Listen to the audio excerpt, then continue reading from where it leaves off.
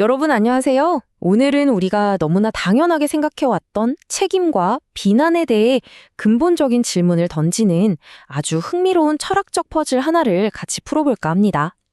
바로 도덕적 운에 대한 이야기인데요. 우리가 누군가를 탓하거나 칭찬할 때 그게 과연 공정한 일일까요? 이 질문 속으로 한번 깊이 들어가 보시죠. 자, 여기 아주 유명한 생각 실험이 있습니다. 두 명의 운전자가 있는데요. 둘 다 똑같이 부주의하게 빨간불 신호를 위반했어요. 그런데 운전자 A의 경우에는 정말 운이 나쁘게도 길을 건너던 아이를 치고 말았습니다. 끔찍한 사고가 났죠. 반면에 운전자 B의 경우에는 다행히 길에 아무도 없었어요. 아무 일도 일어나지 않았죠. 한번 생각해 보세요. 이 두 사람이 통제할 수 있었던 행동, 그러니까 신호를 위반했다는 그 자체는 완전히 똑같았잖아요. 차이는 정말 순전히 운이었습니다. 자, 그렇다면 질문은 이겁니다. 이 두 사람, 도덕적으로 똑같은 수준의 비난을 받아야 마땅할까요? 어떠세요? 선뜻 대답하기가 좀 망설여지지 않나요? 한 명은 끔찍한 비극을 낳았고 다른 한 명은 그냥 교통법규를 어긴 것뿐이니까요. 바로 이 지점에서 우리의 직관과 논리가 정면으로 충돌하기 시작합니다. 바로 이 복잡한 미스터리를 풀어줄 열쇠가 여기 있습니다. 바로 도덕적 운이라는 개념이죠. 철학자 토머스 네이글이 제시한 개념인데요. 간단히 말해 우리의 도덕적 판단이라는 게 사실은 그 사람의 의도뿐만 아니라 자기가 어떻게 할 수 없었던 결과나 상황 같은 운에 의해 엄청나게 좌우되는 형상을 말하는 겁니다. 운이 우리의 도덕적 저울에 슬쩍 올라타 있는 셈이죠. 그런데 말이죠. 이 운이라는 게 그냥 뭉뚱그려서 한 가지가 아니라고 합니다.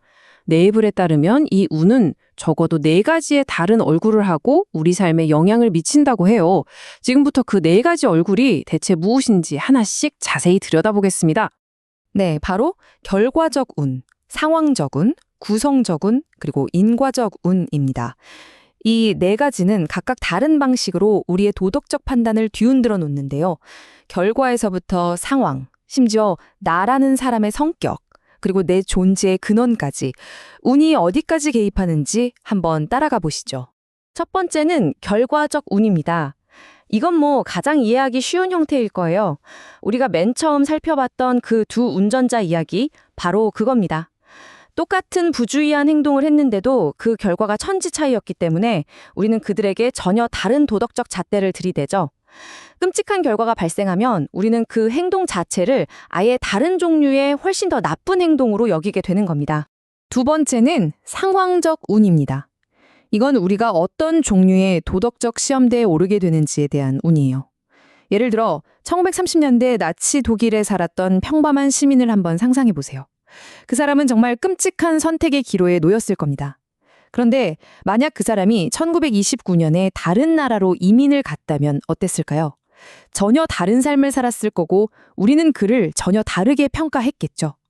이처럼 우리가 어떤 상황에 던져지느냐 하는 운이 우리가 어떤 사람으로 평가받을지를 결정하기도 합니다. 세 번째는 구성적 운입니다. 이건 훨씬 더 근본적인 문제로 들어가요. 바로 당신이 어떤 종류의 사람인지에 대한 운입니다. 당신의 성격, 기질, 재능 같은 것들 말이죠. 이런 특성들 사실 유전자나 어린 시절의 가장 환경처럼 우리가 선택하거나 통제할 수 없는 요인들로 만들어지는 거잖아요. 그런데도 우리는 종종 저 사람은 원래 인색해 라거나 참 용감한 사람이야 라면서 그 사람의 됨됨이 자체를 도덕적으로 판단해버리곤 하죠. 마지막으로 어떻게 보면 가장 광범위하고 좀 무서운 이야기일 수 있는데요. 바로 인과적 운입니다. 이건 우리의 행동이 결국 우리 의지와는 상관없는 그 이전에 있었던 수많은 원인들의 결과일 뿐이라는 생각과 맞닿아 있어요. 이건 결국 자유의지가 정말 있기는 한 거냐는 문자로까지 이어지죠. 만약 내 행동이 거대한 인과관계의 사슬 속 한 고리일 뿐이라면 우리가 누군가에게 책임을 묻는다는 게 무슨 의미가 있을까요? 아니, 그럼 대체 왜 이런 역설적인 상황이 벌어지는 걸까요? 왜 이렇게 우리 생각이 복잡하게 꼬이는 걸까요? 네, 이 글은 그 문제의 핵심에 우리 자신을 바라보는 2가지 서로 다른 관점이 충돌하고 있기 때문이라고 설명합니다. 이제 그 충돌의 현장으로 들어가 보겠습니다. 우리 안에는 2개의 시선이 공존하고 있다고 생각하면 쉬워요. 먼저 내부적 관점. 이건 내가 내 삶의 운전대를 꽉 쥐고 있는 주인공, 즉 행위자라고 느끼는 관점입니다. 내 선택과 의지가 내 행동을 결정한다고 믿죠. 하지만 한 걸음 물러나서 저 멀리서 나를 바라보는 외부적 관점으로 보면 어떨까요? 내 행동은 그냥 이 세상에서 일어나는 수많은 사건들 중 하나, 거대한 인과관계 속에서 일어난 일에 불과해 보입니다. 네이글의 이 말이 이 딜레마를 정말 멋지게 표현하는데요. 외부적인 관점에서 보면 우리가 칭찬하거나 비난할 수 있는 그 책임지는 나라는 존재 자체가 마치 안개처럼 흐릿해지면서 사라질 위기에 처한다는 겁니다. 내 행동이 그냥 세상에서 벌어진 하나의 사건이라면 그 사건에 대해 나라는 주체에게 책임을 묻는 게 과연 가능할까요? 그래서 결론이 뭐냐고요? 아마 좀 허무하게 들릴 수도 있겠지만 네이글은 이 문제에 딱 떨어지는 정답은 없다고 말합니다. 이건 그냥 우리가 인간으로서 세상을 이해하는 방식에 깊이 내재된 해결 불가능한 긴장 상태 그 자체라는 거죠. 우리는 우리 자신을 세상의 일부인 사건으로 보면서도 동시에 그 세상으로부터 독립된 주체이고 싶어하는 이 모순을 멈출 수가 없는 겁니다. 자, 오늘 함께한 이 긴 여정을 한번 정리해 보겠습니다.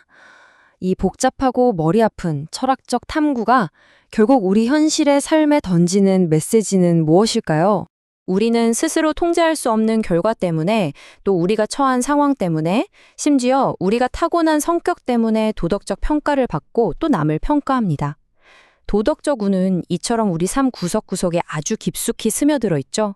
어쩌면 이 사실은 우리가 다른 사람을 판단할 때 조금 더 신중하고 겸손해져야 할 이유를 말해주는 건지도 모릅니다. 그리고 마지막으로 여러분 자신에게 이 질문을 던져보시면서 오늘 이야기를 마무리할까 합니다. 이토록 많은 것이 당신의 통제 밖에 있다면 당신은 당신이 어떤 사람인지에 대해 과연 얼마나 책임이 있는 걸까요? 한 번쯤 깊이 생각해 볼 문제입니다.